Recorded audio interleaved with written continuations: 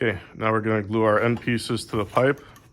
Same process, we're going to prime it, the inside of the coupling and on the outside of the pipe.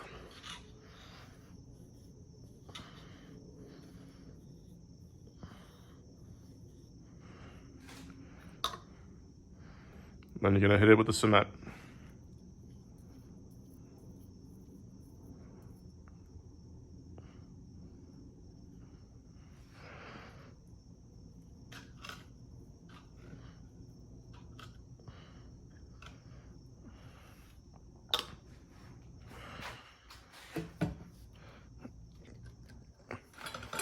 Push these pieces together.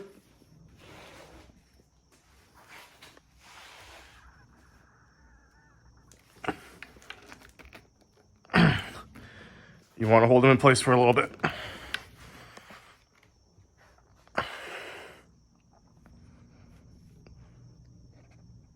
I'll come back when we're doing the next one.